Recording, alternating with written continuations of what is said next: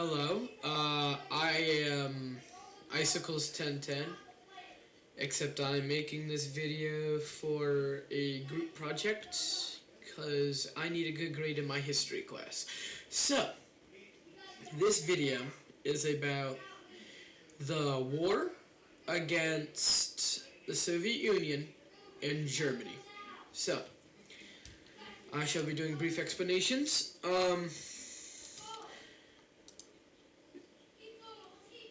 Don't mind that. So, the first thing that most people ask, how did the aggression between the Soviet Union and Germany begin?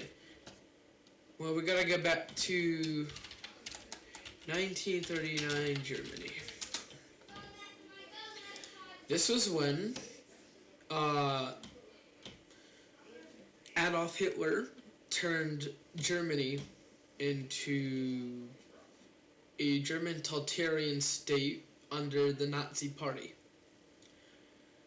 So this sets up a anti-sentimental government against minority races and other people that were not Aryan. So, anyways, after this, we go to 1941. So what happens in 1941? This was the operation Germany made in 1941 so that they could invade the Soviet Union, and hopefully they thought that they could take it out in less than a few months. That obviously was wrong. Now, you may be wondering why this even happened in the first place. Why did Germany invade the Soviet Union? So, 1939, the invasion of Poland happened. This was an attack between the Soviet Union and the German Reich. So, as you see, the Germans were attacking the Polish, but also 16 days after the Soviet invasion, the Soviets came in. So there's that. So after that, basically what they did was they made a truce together, saying, hey, we won't attack you if you don't attack me, and this was known as a non-aggression pact. Non-aggression pact. So this, the Molotov-Ribbentrop Pact, also known as the Nazi-Soviet Pact, was a non-aggression treaty signed on August 23rd, 1939. This alliance was originally planned by Adolf Hitler so that later in the war, the Soviet Union would be unprepared and the Germans would invade the Soviet Union. So this was setting up the invasion. So the reason that the Soviet Union was invaded by Germany was, Lebensraum. Hold on. Okay, so Lebensraum. This is German for living space. What this means is Adolf Hitler wanted the German Aryan race to be the prime race for the whole world, and he saw that any other religious belief or race or non-nationality of German was seen as lesser beings and not human. But the most targeted race was Jewish people. Now, the Soviet Union was actually very comprised with Jewish population, and this was a very very stereotypical belief, but it was believed that most Jewish people were communist people. This reason being, I don't want to get canceled here, but most Jewish people originally were communist believers.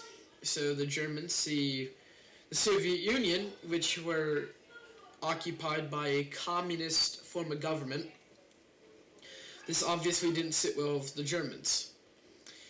And also another leading factor is they wanted the Soviet Union so that they could have a larger landmass for themselves and more territory, more resources, etc., etc. So after that, 1941, the Operation of Barbarossa happens, which was the invasion of the Soviet Union. And, hold on. So I'm going to speak more. So after they begin invading, the Soviets put up a defensive line against the German offensive line, and this basically put them all at a standstill.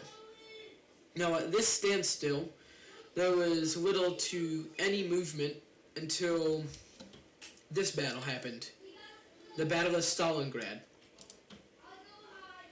The German invective, Hitler ordered the capture of Stalingrad, a major industrial center and symbol of Soviet strength to cripple the Soviet war effort. Also because it had oil fields, and at the time, it was hitting winter, and Germany, it was so cold, and Russia is known for its winter, that oil literally started to freeze within their panzers, which, you need oil to move their tanks, so this wasn't good. And after ferocious fighting, the Soviets managed to push through the German offensive through Stalingrad, and then they started encircling movements of other battles like Battle of Dunkirk, Kiev, Latvia, St. Petersburg, etc.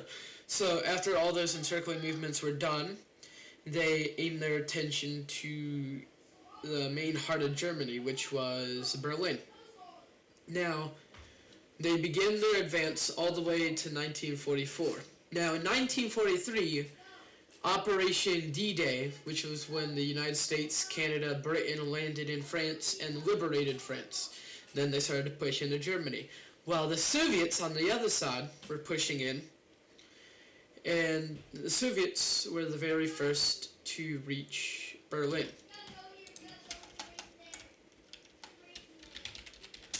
So, the Battle of Berlin. It was one of the very last battles in the European campaign.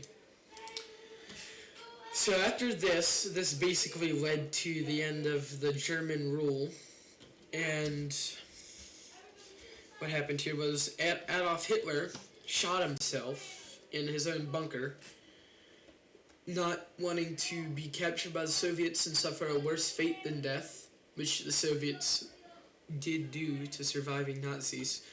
So anyways,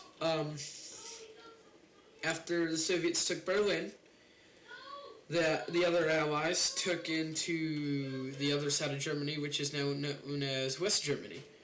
So the two sides were occupied, one under a communist rule, one under a capitalist rule.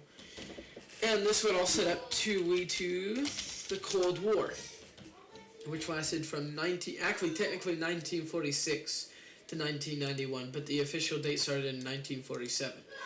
So this war was comprised of proxy wars and a nuclear arms race.